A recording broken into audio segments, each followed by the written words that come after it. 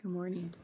This is a reflection on lesson 293 in A Course in Miracles, and it says, all fear is past, only love is here, or only love remains. Only love is here.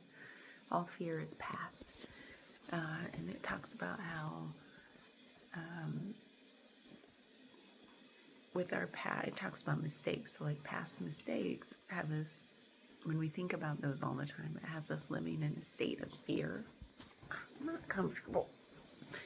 And all that's here right now is always love. And I was thinking about, well, how have I experienced that? Like, I always want to understand how these lessons are true for me. And it made me think about how, sorry, I just woke up. It made me think about how, when I think about the past, I'm like, well, do I feel fear from the past? And I'm like, the most negative feeling I feel from the past would be certain blips of regret. And it was like, well, why would I feel, when do those usually come to mind? It's like, maybe when I'm reflecting back on certain moments where I treated people not great, for one reason or another, I just didn't treat somebody how I would today. That's a good thing, I guess. Like, there's certain ways I was behaving, and then, like in certain situations with certain people where maybe I didn't treat them the best. And I think, well, why is that? And when I reflect back on trying to see that old version of me, because we're always changing and morphing, I was like, a lot of the time I was acting from a place of hiding, not wanting to be seen, living in fear, maybe seemingly living in a place of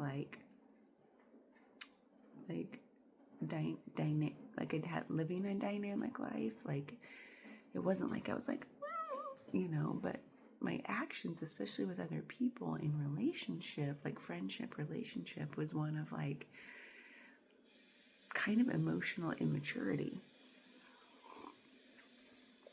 because of all that I'd gone through prior to that. And so I was like hiding, not wanting to be seen, not really understanding who I was or what my authentic self was. And so that's what I think about, is like, well, yeah, I guess that was fear, like in the past, like living in a state of fear underneath it all, which nothing good comes from living in a state of fear, right? I was not living authentically and open. Like, fear is very contracted, like everything. Oh my God, I heard somebody describe this the other day, and I'm like, that's the feeling.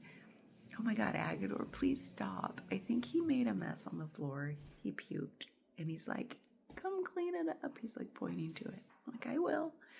Cats. So it's a fur ball. And somebody said this phrase the other day, and I was like, that's exactly the feeling, the energetic feeling of how my life felt. And I didn't know it. It's like driving with your foot on the brake. You have one foot on the gas and one foot on the brake. Oh my God. I'm so glad that came to mind just now during this lesson about what it energetically feels like to be living in a state of fear just below the surface without realizing it's fear, without labeling it as fear. Because if you're awake enough, aware enough to label that feeling in the moment as fear, you'd probably describe it in a different way. I don't know. But now thinking back about how, like, I was my foot was on the gas, go, go, go, do, looks like a dynamic, fully lived life. And yet energetically below the surface, my foot was on the brake. Like, stop, slow down. This isn't authentic, but I don't know how to be authentic. I don't even know what that means. So that the one foot that was on the brake was creating the chaos in my life, like the brake smoke, like my brakes are burning up, right? So I think of it as a great analogy of that energetic feeling of like going forward, but everything else in me was like, no, this isn't my path. This doesn't feel right. Like, and that continued for a long time. A long time. Only 30 plus years. Yeah. So,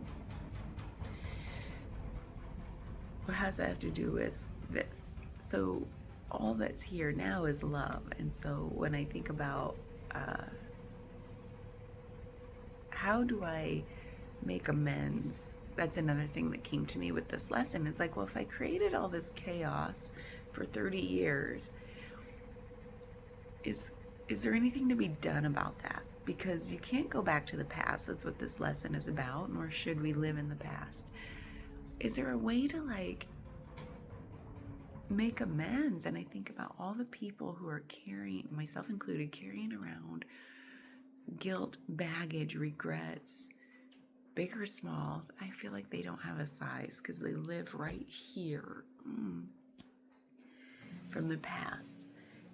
And it's like, how do you, what is the word that, of Course in Miracles, I think they would call it atonement. How do you atone for the past, or how do you make amends, or how do you just get over it, right? There are people like that are dead and gone from my past. Oh, some of my closest people, best friend, loved one, like, who are gone.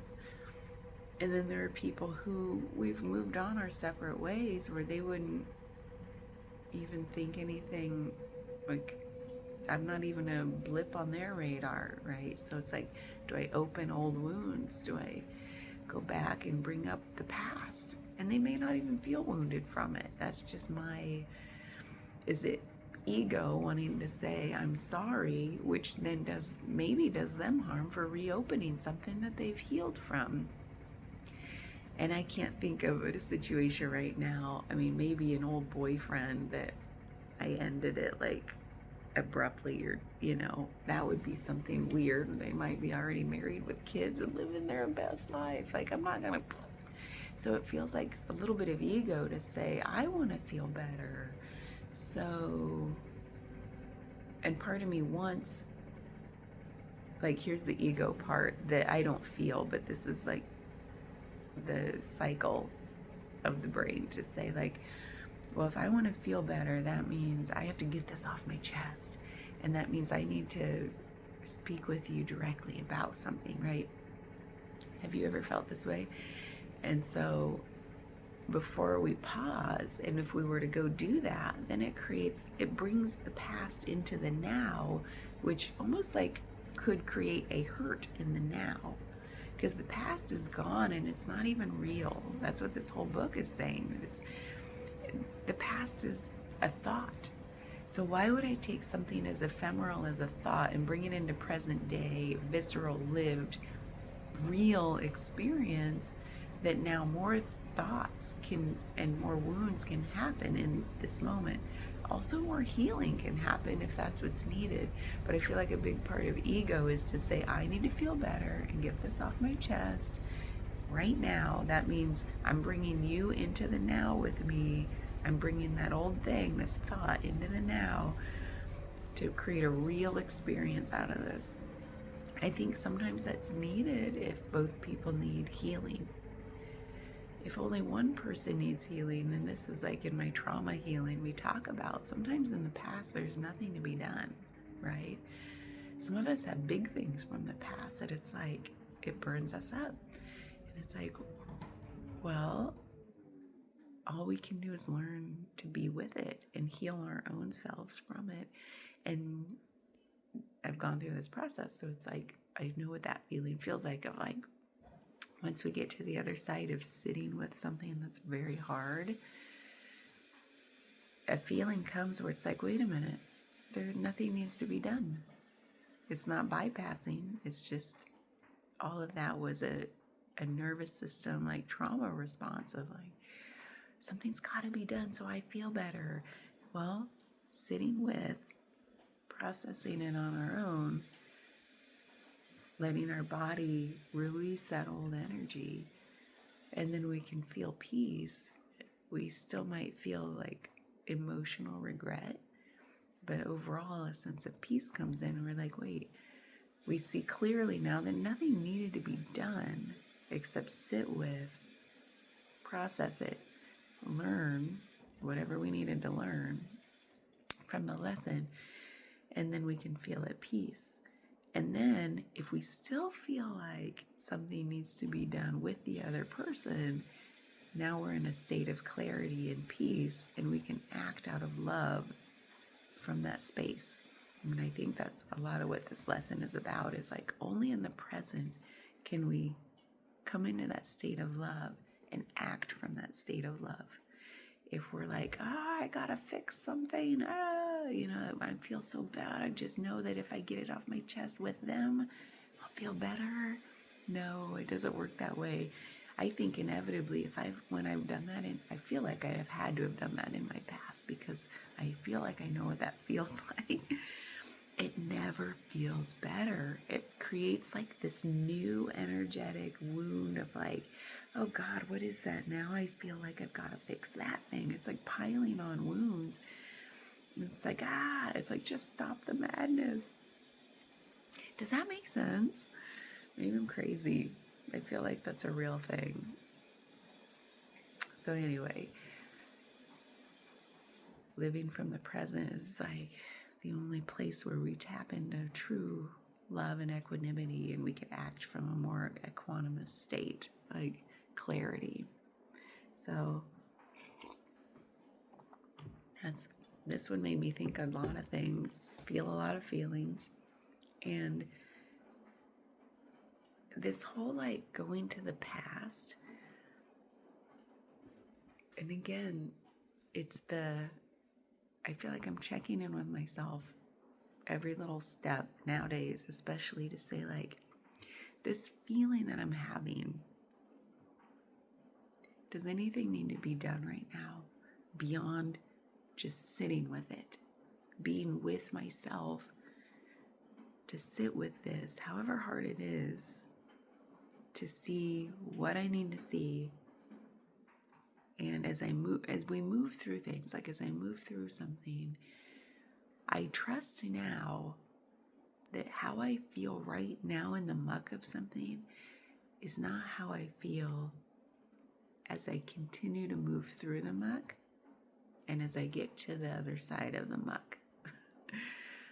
I trust now that I can't predict how I'm going to feel through every stage of that process.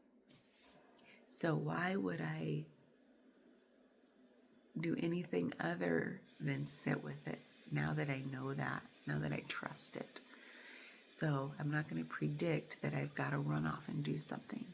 Like action is going to fix a thought. Action's going to fix a thought about the past. No, sitting with, just being with, non-action. I trust that that will help run this, whatever it is, to its conclusion, wherever that is, whatever it is. And then the clarity and peace comes, and then I decide, do I still need to do something?